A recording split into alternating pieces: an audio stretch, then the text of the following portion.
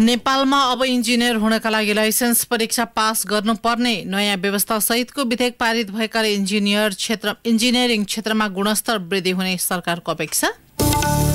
नयाँ आर्थिक वर्षको बजेट कार्यान्वयन सुरु भइसक्दा मौद्रिक नीति आउन भने ढिलाइ, खस्कोदो अर्थतन्त्रलाई ट्र्याकमा ल्याउनु पर्ने चुनौती झेलिरहेको सरकारलाई थप दबाव सृजना। एसपीपी अघि नबढाउने निर्णयबारे अमेरिकालाई पत्रचार गर्न अध्ययन भइरहेको परराष्ट्र मन्त्रालयको प्रष्टीकरण। प्रधानमन्त्री देउबाको अमेरिका भ्रमणको मिति अझै अनिश्चित। श्रीलङ्काको नयाँ राष्ट्रपतिमा रणिल विक्रमासिंहे निर्वाचित। चरम आर्थिक सङ्कटबाट देशलाई सामान्य अवस्थामा लैजानुपर्ने चुनौती। र अन्तर्राष्ट्रिय म्याचमा व्यस्त नेपाली क्रिकेट टोलीलाई लगातार निराशाजनक नतिजा। मुख्य प्रशिक्षक दशा नायकेद्वारा राजीनामा। नमस्कार, कान्तिपुर डायरीका साथमा साथी तुलसी र म पार्वता। समाचार अब विस्तारमा। नेपालमा अब इन्जिनियर हुनका लागि स्नातक तहसम्मको अध्ययन गरी लाइसेन्स लिनुपर्ने भएको छ। लाइसेन्स परीक्षा उत्तीर्ण गरेपछि मात्रै सरकारबाट इन्जिनियरको दर्ता पाउने प्रावधानसहितको विधेयक प्रतिनिधि सभाबाट आज पारित भएको छ। प्रतिनिधि सभाले नेपाल इन्जिनियरिङ परिषद सम्बन्धी संशोधन विधेयक सर्वसम्मतिले पारित गरेको हो। विधेयक पारित भएकाले अब इन्जिनियरिङ क्षेत्र गुणस्तरीय बन्ने विश्वास सरकारले लिएको छ। विधेयकबारे उठेका प्रश्नको जवाब दिँदै भौतिक पूर्वाधार तथा यातायात मन्त्री मोहम्मद इस्तियाक राईले भन्नुभयो, अहिलेको क्वालिटी गुणवत्तामा प्रश्न चिन्ह उठ्ने गरेका थिए। यसले अब परीक्षा दिएर अन्य पेशा व्यवसाय जस्तै यस पेशा व्यवसायमा पनि दर्ता हुन, संलग्न हुन, लाइसेन्स लिनका लागि परीक्षा अनिवार्य गरिएको छ। अब 7वटा प्रदेशबाट अनिवार्य प्रतिनिधित्व हुने र 3 जना महिला हुनै पर्ने भन्ने प्रावधानहरू पनि छ। गलत काम गरेको खण्डमा सजाय गर्न सक्ने, अनुगमन गर्न सक्ने, कारबाही गर्न सक्ने पनि प्रावधानहरू राखिएको छ। इन्जिनियरिङ व्यवसायलाई प्रभावकारी बनाई व्यवस्थित गर्दै परिचालन गर्न र योग्यता अनुसार नाम दर्ताको जिम्मेवारी नेपाल इन्जिनियरिङ परिषदलाई दिएको छ। परिषदमा दर्ता नभई कसैले पनि इन्जिनियरको रूपमा काम गर्न नपाउने व्यवस्था समेत गरिएको छ। यसअघि इन्जिनियरिङमा स्नातक तहको अध्ययन पूरा गरेपछि शैक्षिक प्रमाणपत्रका आधारमा परिषदले इन्जिनियरको मान्यता दिँदै आएको थियो। राष्ट्रिय सभाबाट उत्पत्ति भएको सो विधेयक दर्ता भएको 30 महिनापछि प्रतिनिधि सभाले पारित गरेको हो। सो विधेयक अब राष्ट्रपतिले प्रमाणित गरेपछि कानून को रूपमा कार्यान्वयनमा जानेछ। चालू आर्थिक वर्ष 2079-80 को बजेट कार्यान्वयन सुरु भइसक्दा मौद्रिक नीति आउन भने ढिलाइ भएको छ। राष्ट्र ब्याङ्कका गभर्नर महाप्रसाद अधिकारीको विवाद, अर्थ मन्त्रालय मन्त्री विहीन हुन र राष्ट्र ब्याङ्क सञ्चालक समितिको बैठक बस्न नसक्दा मौद्रिक नीति आउन ढिलाइ भएको हो, जसले गर्दा खस्कदो अर्थतन्त्रलाई ट्र्याकमा ल्याउनु पर्ने चुनौती झेलिरहेको सरकारलाई थप दबाव सृजना भएको छ। एक टिप्पणी।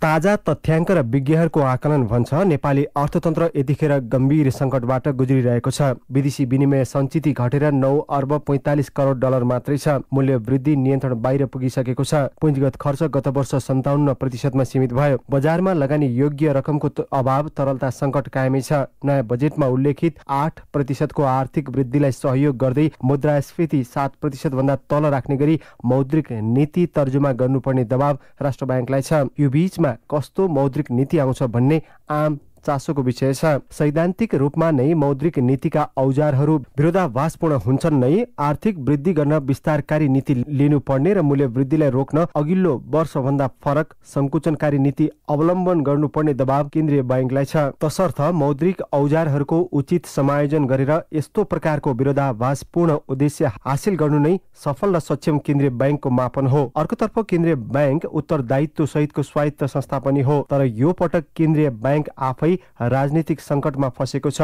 विभागीय अर्थमन्त्री जनार्दन शर्मासँग सुरुदेखि नै टकराव हुँदै छदमा नाममा एमालेको अर्थ विभागमा संलग्नता बारे गभर्नर महाप्रसाद अधिकारीको राजीनामा सम्मको माग उठिरहेको छ। कछुवा गतिको पुँजीगत खर्चसँगै मौद्रिक नीतिको प्रभावकारी कार्यान्वयन नहुँदा अर्थतन्त्रले लय गुमाएको छ। मौद्रिक नीतिको प्रभावकारी कार्यान्वयन मार्फत अर्थतन्त्रलाई चलायमान बनाउनु पर्नेमा गभर्नर अधिकारी आफैले मुलुकको अर्थतन्त्र श्रीलङ्कन पथमा जान थालेको भन्दै भाषण गर्दै हिँडेका थिए। मौद्रिक नीति अघि राष्ट्र ब्याङ्कले निजी क्षेत्रका थुप्रै सङ्घ संस्था र सरकारवाला निकायसँग निरन्तर छलफल गरिरहेको थियो। ती छलफलमा समेत गभर्नर अधिकारीले ऋणको ब्याज दर अझै बढ्न सक्ने भन्दै ब्याङ्क वित्तीय संस्थालाई उस्काइरहेका थिए। स्वाभाविक प्रश्न उठ्छ, अर्थतन्त्रका सबै सूचकहरू खराब हुँदा ब्याङ्क वित्तीय संस्थाले अर्बौं नाफा कसरी कमाइरहेका छन्? केन्द्रीय ब्याङ्कले ब्याङ्क तथा वित्तीय संस्थालाई बेलगाम छाड्दा पनि अर्थतन्त्रमा गम्भीर समस्या उब्जिएको निजी क्षेत्रको गुनासो छ। बजेट आइसकेपछि त्यसपछि सरकारको अर्थनीतिलाई सफल बनाउने काम मौद्रिक नीति हो। नियत बस होस् या नजानेर सरकारको आर्थिक र मौद्रिक नीति दुवै यतिखेर विपरीत दिशामा फर्किएको संकेत गरिरहेका छन्। वित्तीय सन्तुलनलाई कायम गर्न राष्ट्र बैंकले आफ्नो प्यारामिटर चलाउन सक्छ, तर यो प्यारामिटर चलाउँदा राष्ट्र बैंक राजनीतिबाट प्रेरित भयो कि भन्ने गुनासो छ। अर्थतन्त्रमा देखिएका समस्या समाधान हुन नसक्नुको कारण राजनीतिक आडमा प्रतिष्ठाको लडाईँ भएको जग जाहेर छ, जसले अर्थतन्त्रलाई डामाडोल बनाइरहेको छ। यसमा सबै सरकारवालाको गम्भीर ध्यान जान अवेर नहोस्। रेडियो कान्तिपुरका लागि अनिल परियार।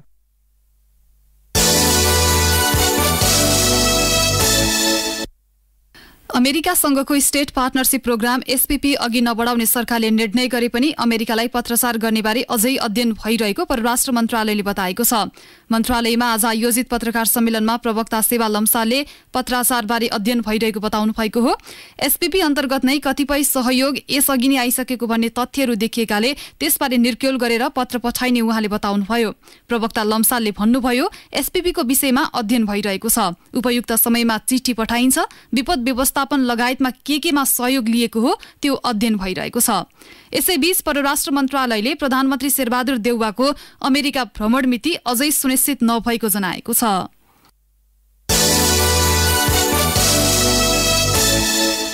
कोरोनाको दैनिक संक्रमण दर 10% पुगेको छ। पीसीआर तथा एन्टिजेन गरी 3981 जनामा गरिएको परीक्षणमा पछिल्लो पटक 391 जनामा संक्रमण पहिचान भएको स्वास्थ्य तथा जनसंख्या मन्त्रालयले जनाएको छ। आज पुष्टि भएका संक्रमित मध्ये काठमाडौँ उपत्यकामा मात्र आधाभन्दा बढी अर्थात् 216 जना रहेका छन्। सोसँगै काठमाडौँ उपत्यकामा सक्रिय संक्रमितको संख्या 1270 पुगेको छ। कोरोना संक्रमण बढ्दै गएसँगै तेस्रो मात्राको खोप लगाउन मन्त्रालयले आग्रह गरेको छ। स्वास्थ्य कार्यालय ललितपुरले भोलिदेखि तेस्रो मात्राको खोप अभियान शुरू गर्ने भएको छ। काठमाडौँमा पनि हिजोदेखि शुरू भएको छ। तेस्रो मात्राको खोपका लागि कोभिसिल्ड तथा फाइजर खोप उपलब्ध रहेको मन्त्रालय अन्तर्गतको खोप शाखा प्रमुख सागर दाहालले जानकारी दिनुभयो।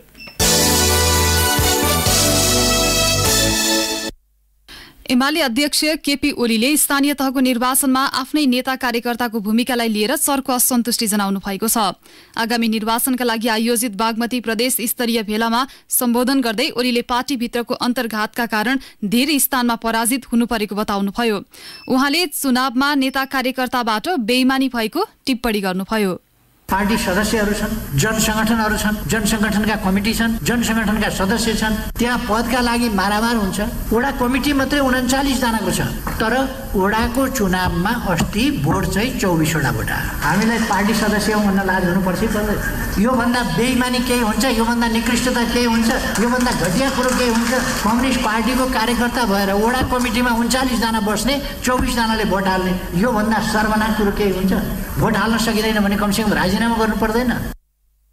सत्तारूढ गठबन्धनले पार्टीलाई घेराबन्दी गरेका बेलामा आफ्नै नेता कार्यकर्ताले पार्टी हित विपरीत कार्य गरेको ओलीको भनाइ थियो। आगामी निर्वाचनमा पार्टीप्रति प्रतिबद्ध हुन उहाँले आग्रह गर्नुभयो। एउटा नारा चलेको थियो, त्यो नाराको व्यापक उल्लङ्घन भयो। टिकट पाए जित्छु, टिकट नपाए जसले पाउँछ त्यसलाई जिताउँ, तर पाए जित्छु नपाए हराउँछु भन्नेमा व्यवहारमा चाहिँ उल्टो भयो। पाए जित्छु, जित्ने कोसिस गर्छु, पाइनँ भने हराउने कोसिस। पस्तीको चुनाव जस्तो कुनै हालतमा हुन दिँदैन।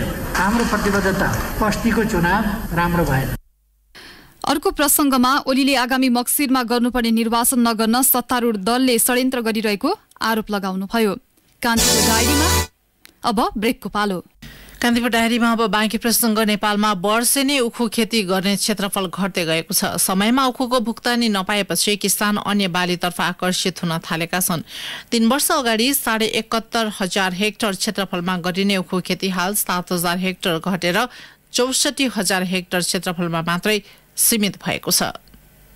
मिल चलाउने बेलामा भन्थ्यो कि म 1 हप्ताभित्रमा नै तपाईहरूको पैसा दिन्छु। 6औं महिना चढिसक्यो, तर अहिलेसम्म किसानको 15 दिनमा दिने, 8 दिनमा दिने, अहिलेसम्म पनि किसानको पूर्ण रूपमा भुक्तानी दिएको छैन। उनी थिए सर्लाहीका उखु किसान हरिश्याम राई। 1 वर्ष अघिसम्म 10 बिघा उखु लगाएका उनी समयमै पैसा नपाउने र लगानी समेत उठ्न हम्मे परेपछि अहिले 1 बिघा मात्रै उखु लगाउँछन्। रौतहटका अर्का किसान रामेक कुमार राई यादव पनि अब उखु छाडेर अन्य बाली लगाउने योजनामा छन्। भन्नालाई नगदे भनिए पनि उखु बालीबाट पर्याप्त आम्दानी हुन छाडेको उनको अनुभव छ। पैसा हामीलाई दिँदैन भने हामी किन गर्ने, त्यसमा फेरि हामीले खानु पर्छ, सबै कुराहरू गर्नु पर्छ नि, त्यही हो नि किसानको। कृषि तथा पशुपक्षी विकास मन्त्रालयको तथ्याङ्कले पनि उखु लगाउने क्षेत्रफल घट्दै गरेको देखाउँछ। आर्थिक वर्ष 2075-76 मा 71,000 हेक्टर क्षेत्रफलमा उखु लगाइएकोमा वर्ष 2076-77 मा घटेर 68,000 हेक्टरमा मात्रै खेती भयो। वर्षेनी घट्दो क्रममा रहेको उखु खेतीको क्षेत्रफल वर्ष 2077-78 मा 64,000 हेक्टर क्षेत्रफल खुम्चियो। उखु खेतीतर्फ किसानको विकर्षण हुनुमा चिनी मिलले बक्यौता धेरै राख्ने गरेको जानकारहरू बताउँछन्। तर मिल सञ्चालकको दलिल अर्कै छ। मल र बिउ समेत उपलब्ध गराउनु पर्ने भएकाले किसानले समयमै भुक्तानी दिन सकिँदैन। किसानलाई 90% रकम भुक्तानी गरिसकेको सर्लाहीको महालक्ष्मी सुगर मिल्स प्रालिका महाप्रबन्धक पवन कुमार सिंहको दाबी छ। 90% मैंने भुगतान कर दिया है, बाकी मैं इसी 15 तारीख तक सारा कर दूंगा। पैसा लोन पे देता हूँ, अगर मैं पूरा पेमेंट कर दिया हो तो वो खाद दवा न दे पाता। कृषि मन्त्रालयले न्यूनतम मूल्यको आधारमा 77-78 को लागि 8 जिल्ला उखु किसानलाई उखु प्रवर्धन खर्च बापत 77 करोड 56 लाख रुपैयाँ भुक्तानी गरेको जनाएको छ। कोष तथा लेखा नियन्त्रकको कार्यालय मार्फत 79% भुक्तानी भइसकेको दाबी मन्त्रालयको छ। मन्त्रालय किसान मिल सञ्चालकको सहमतिमा क्रसिङ भएको आर्थिक वर्षको भुक्तानी कार्य सुरु भई आर्थिक वर्ष 2078-79 मा क्रसिङको विवरणको आधारमा 4 वटा जिल्लाका कृषकहरूलाई थप 32 करोड उपलब्ध गराएको मन्त्रालयका प्रवक्ता प्रकाश कुमार सञ्जेलले बताए। हामीले जुन उखु प्रवर्धन खर्च तोकेका छौं 70 रुपैयाँ प्रति क्विन्टल दिने, त्यो मात्रै हाम्रो मन्त्रालयको कार्यक्षेत्रभित्र पर्ने विषय। त्यसमा 4 जिल्लाको लागि जति 32 करोडको आएको थियो विवरण, त्यो चाहिँ हामीले कोलेनिका मार्फत पठाइसक्यौं। 3टा जिल्लामा भुक्तानी पनि भइसक्यो भनेको छ हैन। एउटा जिल्लाको आर्थिक वर्ष अन्तिमसम्म भुक्तानी भइसकेको थिएन। उखुको मूल्य समयमै नपाएपछि किसान अन्य बालीतर्फ आकर्षित भइरहँदा सरकारले भने न्यूनतम मूल्य बढाएको छ। न्यूनतम खरिद मूल्य 8.45% ले वृद्धि गरी 590 रुपैयाँ प्रति क्विन्टल निर्धारण गरिएको छ। उत्पादन घट्ने बेलामा न्यूनतम मूल्य बढाउनुको साथो उत्पादन बढाउनतर्फ सरकारले ध्यान दिन जरुरी छ। रेडियो कान्तिपुरका लागि सरिता थारू।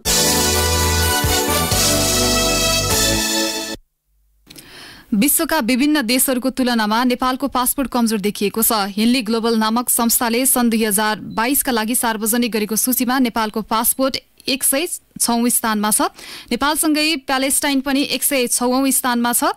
60 देशमा पहुँच हुने छिमेकी राष्ट्र भारत 87औं स्थानमा रहँदा 80 देशको पहुँचसँगै चीन 79औं स्थानमा छ। सबैभन्दा शक्तिशाली पासपोर्ट जारी गर्नेमा जापान पहिलो, सिंगापुर दोस्रो र दक्षिण कोरिया तेस्रोमा छन्।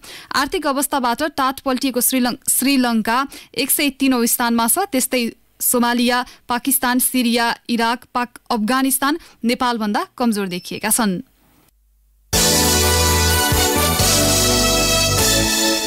मुलुकभर स्क्रब टाइफस तथा डेंगूका बिरामीको संख्या बढ्दै गएको छ। एपिडेमियोलोजी तथा रोग नियन्त्रण महाशाखाका अनुसार पछिल्लो साता मुलुकभर 63 जनामा स्क्रब टाइफस पहिचान भएको छ। सबैभन्दा धेरै शंखसभामा 7 जना, रूपन्देहीमा 6, पाल्पामा 5, ओखलढुङ्गा तथा सुनसरीमा 4, चितवन, धादिङ तथा काठमाडौँमा 3 जनामा स्क्रब टाइफस संक्रमित पुष्टि भएका छन्।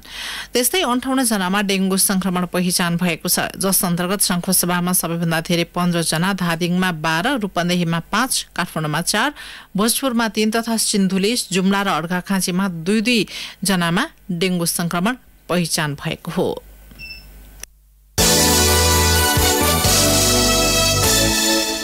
काठमाडौँ उपत्यकामा थप 3 जनामा हैजा पुष्टि भएको छ। असार 2 गते यता काठमाडौँ उपत्यकामा 34 जनामा हैजा देखिएको छ। स्वास्थ्य तथा जनसंख्या मन्त्रालयका अनुसार बोहोराटार, बुढानीलकण्ठ, कपन, दिल्ली बजार, कागेश्वरी, मनोहरा र ललितपुरको सानेपा क्षेत्रका व्यक्तिमा हैजा देखिएको हो। बिरामी मध्ये 3 जनाको विभिन्न अस्पतालमा उपचार भइरहेको मन्त्रालयले जनाएको छ। सबैभन्दा 15 देखि 24 वर्ष उमेर समूहका 10 जनामा हैजा देखिएको हो। 5 वर्ष मुनिका 3 जना बालबालिकामा हैजा पुष्टि भएको छ। हैजा रोकथाम र नियन्त्रणका लागि व्यक्ति आफै सजग हुनुपर्ने भन्दै स्वास्थ्य तथा जनसंख्या मन्त्रालयले पानी उमालेर खान आग्रह गरेको छ। यस्तै सकेसम्म ताजा र स्वस्थकर खानेकुरा खान विज्ञहरूले सुझाएका छन्।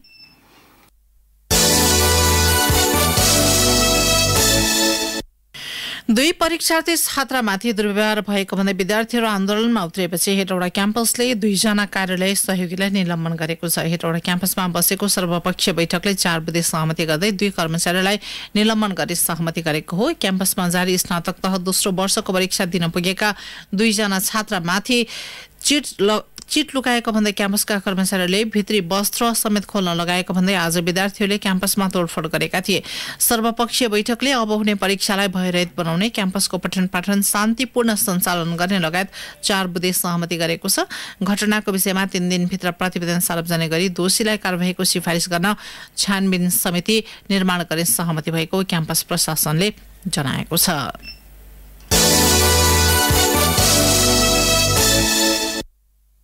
डायरीमा अब धनकुटा डायरीको पालो।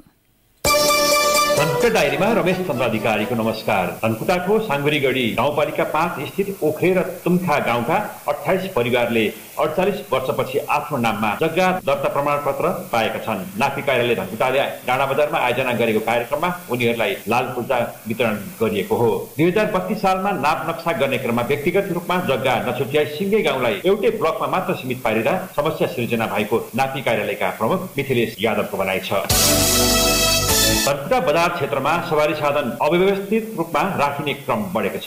यसबाट जोखिम निम्तिन सक्ने भन्दै संवाद समूह धनकुटाले सरकारवाला पक्षसँग संवाद कार्यक्रम आयोजना गरेको छ। कार्यक्रमका सहभागीले सवारी साधन पार्किङ व्यवस्थापन, अटो सवारीको भाडा दर निर्धारण, जथाभावी पार्किङ गर्नेलाई सचेत गराउने लगायतका कार्य अघि बढाउने जनाएका छन्। धनकुटाको साङ्गुरीगढी गाउँपालिका 6 मा पर्ने सिमसुवा नमस्ते झरना स्थलमा दैनिक 100औं आन्तरिक तथा बाह्य पर्यटक पुग्ने गरेका छन्। नेपालका खास गरी मधेसका जिल्ला र छिमेकी मुलुक भारतका विभिन्न प्रान्तबाट अत्यधिक रूपमा पर्यटक पुग्ने गरेको सिमसुवा नमस्ते झरना संरक्षण तथा सरसफाई व्यवस्थापन समितिका सल्लाहकार अग्नि लिम्बुले जानकारी दिनुभयो। उक्त स्थानमा 80% बढी पर्यटक भारतका विभिन्न प्रान्तबाट जाने गरेका छन्। प्रज्वल पुकारको नेतृत्वमा पाखरीबास कला साहित्य समाजको नयाँ समिति चयन गरिएको छ। उपाध्यक्ष अनन्त अनुराग, सचिव ध्रुव एलेक्स, कोषाध्यक्ष इन्दु केसी तथा सदस्यहरूमा ईश्वर दाहाल र रोजा घिमिरे चयन भएका छन्। संरक्षकमा रोशन परियार छन् भने सल्लाहकारमा मुकुन्द प्रयास, ओम प्रकाश निरौला र सन्तोष मानन्दर रहेका छन्। अवस्था धनकुटा डायरी आजलाई यति नै। रमेश चन्द्र अधिकारी बिदा चाहन्छु। नमस्कार। धनकुटा डायरी पछि कान्तिपुर डायरीमा अब पुनः ब्रेकको पालो। कान्तिपुर डायरीमा अब आर्थिक प्रसंग। विदेश भ्रमणमा जाने नेपाली नागरिकले $200 सम्मको सटही सुविधा पाउने भएका छन्। नेपाल राष्ट्र ब्याङ्कले एक सूचना जारी गर्दै विदेशी मुद्रा बिक्री गर्न इजाजत प्राप्त मनी चेन्जरले यो सुविधा दिन सक्ने व्यवस्था गरिएको जनाएको छ। तत्कालका लागि त्रिभुवन विमानस्थलमा रहेको विदेशी मुद्रा बिक्रीका लागि इजाजत प्राप्त मनी चेन्जरले मात्रै सो सुविधा दिने व्यवस्था मिलाइएको छ। विदेश भ्रमणमा जानेले ब्याङ्कबाट अधिकतम $1500 सम्मको सटही सुविधा पाउने व्यवस्था छ। ब्याङ्कबाट $1500 को सटही सुविधा लिइसकेकाले भने मनी चेन्जरबाट थप सटही सुविधा पाउने छैनन्। ब्याङ्कबाट $1300 वा सोभन्दा कमको सटही सुविधा लिइसकेकाले विमानस्थलबाट थप $200 सम्मको सटही सुविधा पाउने भएका हुन्। रूपन्देहीको रोहिणी स्थित श्री स्टिल्स प्रालीले बेलहिया नाका हुँदै भारतमा TMT छड निर्यात गर्न सुरु गरेको छ। मुलुकबाट भारतमा TMT फलामे छड निर्यात गर्ने श्री स्टिल्स पहिलो उद्योग बनेको छ। सरकारले चालु बजेटमा छड निर्यात गर्ने उद्योगलाई 8% सहुलियत दिने घोषणा गरेपछि छड भारत निर्यात गर्न सुरु गरिएको उद्योगका प्रबन्ध निर्देशक राजेश कुमार अग्रवालले जानकारी दिनुभयो। जापानी प्रविधिमा आधारित उद्योगले विगत 5 वर्षदेखि छड उत्पादन गर्दै आएको छ। उद्योगले भारतबाटै कच्चा पदार्थ ल्याएर स्वदेशमा प्रशोधन गरी छड भारत निकासी गर्न थालेको हो।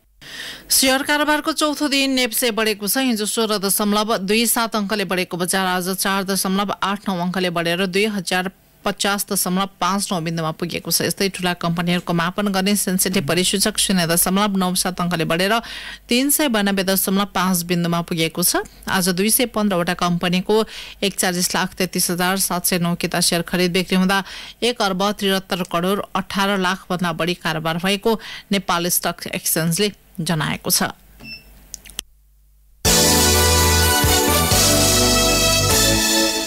अब अन्तर्राष्ट्रिय प्रसंग।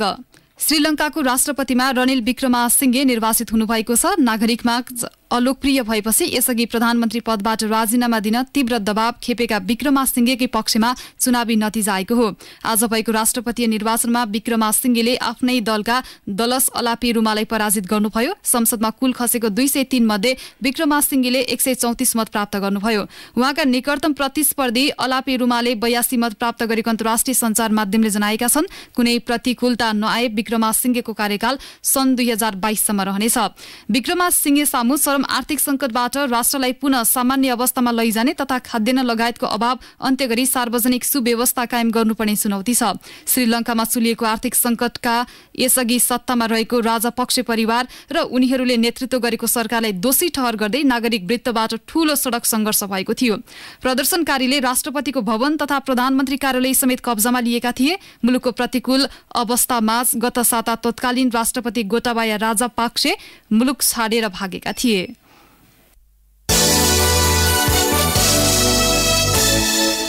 यसै प्रसारित समाचारमा विक्रमासिंघेको कार्यकाल सन् 2024 सम्म हुनुपर्नेमा अन्यथा भएकोमा यसलाई सच्याइएको छ। अब खेल प्रसंगमा कान्तिपुर सविस्तार। कान्तिपुर सविस्तार। पछिल्लो समय नेपाली राष्ट्रिय क्रिकेट टोली अन्तर्राष्ट्रिय म्याचमा व्यस्त छ। सन् 2023 मा हुने पुरुष T20 विश्वकपको छनौट स्वरूप नेपालले पछिल्लो पटक बलिया राष्ट्रहरूसँग सिरिज खेलिरहेको छ। गत जेठमा अमेरिकामा घरेलु टोली र ओमानसँग खेलेको सिरिजमा नेपालले 1-1 र 3 हारको नतिजा ल्यायो। यस्तै गत महिना स्कटल्याण्डमा नामिबिया सम्मिलित सिरिजमा नेपालले 1 जित र 3 हार बेहोर्यो। 4 देशसँगको 8 खेलमा नेपालले 1 जित 1-1 र 6 हारको नतिजा निकाल्यो। विश्वकपको सपना पाल्ने टिमको यो प्रदर्शन निराशाजनक नै हो। म्याच एक्सपोजर बढे पनि किन नेपाली टोलीको प्रदर्शन स्थिर र सुधारोन्मुख हुन सकिरहेको छैन त? प्रशिक्षक पुबुदु दासानायकेको नाम नेपाली क्रिकेटको इतिहासमा सफल प्रशिक्षकका रूपमा सुनौलो अक्षरले लेखिएको छ। उनकै प्रशिक्षणमा नेपालले पहिलो पटक सन् 2014 मा T20 विश्वकप खेल्दै इतिहास रच्यो। सन् 2015 मा नेपाली क्रिकेटसँग नाता तोडेका दासानायके 6 वर्षपछि फेरि नेपाली टोलीलाई नेतृत्व प्रदान गर्न काठमाडौँ उत्रिए। तर उनको दोस्रो इनिङ्स सोचे जस्तो सुखद रहेन। निकै कठिन परिस्थितिमा नेपाली टोली सम्हालेका दासानायकेले 7 महिनाको अवधिमा टोलीलाई न थप उचाइ प्रदान गर्न सके न त एक नै तुल्याउन अन्ततः उनको राजीनामा आयो। मैले मेरो प्रशिक्षण करियरमा लिएको सबैभन्दा कठिन निर्णय हो। म कुनै पनि काम अपुरो छाड्ने व्यक्ति होइन। मैले जहाँ पनि काम गरेको छु, जस्तो नतिजा आए पनि पुग्नुपर्ने ठाउँमा पुर्याएको छु। यसपटक नेपालमा आएर त्यो हासिल गर्न नसक्दा दुखी छु। टोलीलाई सही दिशा दिनका लागि कामहरू भएका छन्। मलाई विश्वास गरेर ल्याएको सबैलाई धन्यवाद भन्न चाहन्छु। म माफी माग्छु कि मैले काम बीचमा छोड्नु पर्यो। म जाँदैछु, तर नेपाली क्रिकेटको प्रगतिको कामना गर्दछु। सदाझै नेपाली क्रिकेट नजिकबाट निहाल्नेछु। एकता नै सफल टिमको एकमात्र सूत्र र पहिलो तथा अनिवार्य शर्त हो। कप्तान, प्रशिक्षक र खेलाडी बीच एकता भएन भने ठूलो दुर्घटना निम्त्याउँछ। नेपाली क्रिकेट पनि दुर्घटनाको सन्निकट छ। नेपालको सपना ओडिआई हुँदै टेस्ट राष्ट्र बन्ने हो, तर अहिलेको अवस्थामा ओडिआई मान्यता जोगाउन कठिन छ। टोलीले खेल्ने शैली र खेलाडीको रवैयामा परिवर्तन नहुने हो भने विश्वकप त टाढाको कुरा, ओडिआई मान्यता बचाउनै हम्मे छ। आईसीसी विश्वकप लीग 2 अन्तर्गत त्रिकोणात्मक 1 दिवसीय सिरिज सकिँदा शीर्ष 5 भित्र पर्न सक्ने टिमले अर्को विश्वकप छनौटसम्मका लागि 1 दिवसीय मान्यता पाउनेछन्। नेपालका लागि आफ्नो 1 दिवसीय मान्यता जोगाइराख्न अहिले खेलिरहेको लीग 2 मा शीर्ष 5 भित्र परे पुग्छ। लीग 2 मा शीर्ष 5 भित्र पर्न नसके नेपालले 1 दिवसीय मान्यताका लागि प्लेअफ खेल्नुपर्ने हुन्छ। नेपालले अमेरिका र स्कटल्याण्ड सिरिजमा त्यति राम्रो नतिजा भने ल्याएन। म्याच एक्सपोजरको कमी नेपाली क्रिकेटको मुख्य समस्या रहेको बताउँछन् पूर्व कप्तान पवन अग्रवाल। मलाई लाग्छ म्याच एक्सपोजरको अलिक कमी छ हामी कहाँ, हैन? एउटा त हामीसँग डोमेस्टिक टुर्नामेन्ट छैन, त्यो भएर म्याच एक्सपोजर त्यहाँ पनि कम छ। अनि जति म्याच एक्सपोजर हामी लिइरहेको छौँ नि अहिले प्रिपरेसनमा, त्यो पनि क्वालिटी म्याच एक्सपोजर नभएको हो कि जस्तो लाग्यो मलाई, हैन? अलिकति स्ट्रङ अपोनेन्ट थिएन, त्योसँग राम्रो म्याचेसहरू खेले भए त्यसले अलि फरक पार्थ्यो कि। नेपाली टोलीको प्रदर्शन यति अनपेक्षित छ कि कहिले लो स्कोर गर्दा पनि खेल जित्छ भने जित्नै पर्ने हाई स्कोरिङ म्याच पनि गुमाउँछ। टप अर्डर ब्याटरहरूले सम्हाल्न नसकेको इनिङ्सलाई मिडल अर्डर्स ब्याटरहरूले पनि लयमा ल्याउन सकिरहेका छैनन्। क्रिकेट दिमागले खेल्ने खेल भएका कारण सुरुवाती पकड राम्रो बने मात्रै टिमले उच्च रन जोड्न सक्छ।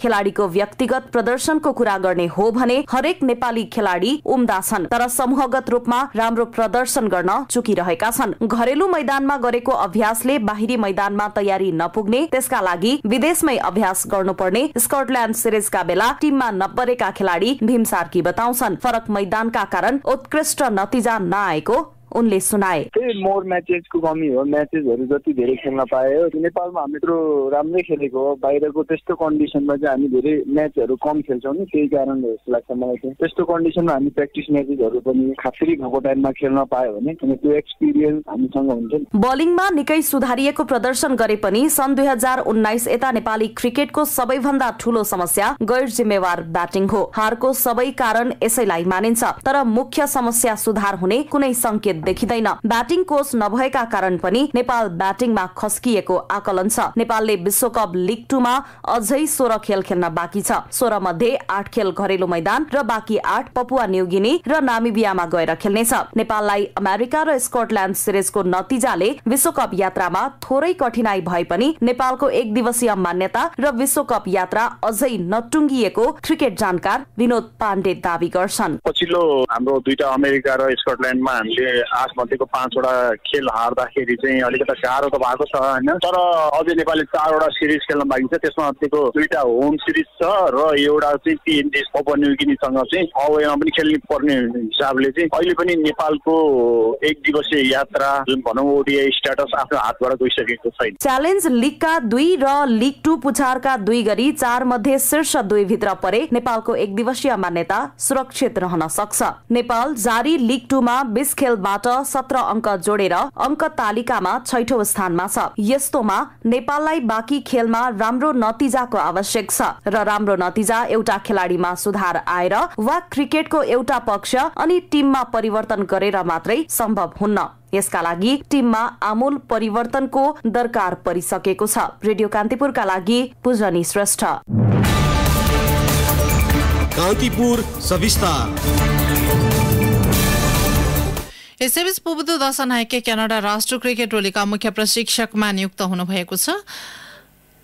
उहाँ क्यानाडा राष्ट्र टोलीका मुख्य प्रशिक्षकमा नियुक्त भएको क्यानाडा क्रिकेटले फेसबुक मार्फत जनाएको हो। दशनायकेले आज मात्र नेपाली राष्ट्र क्रिकेट टिमको मुख्य प्रशिक्षकबाट राजीनामा दिनुभएको थियो। हवस् त यिनै प्रसङ्गसँगै कान्तिपुर डायरीको यो बुलेटिन यही सकिन्छ। 8 बजे सेक्युरिटी एन्ड क्राइम डायरी हुनेछ। साथी तुलसी र म पार्वता आज्ञा माग्छौं। नमस्कार।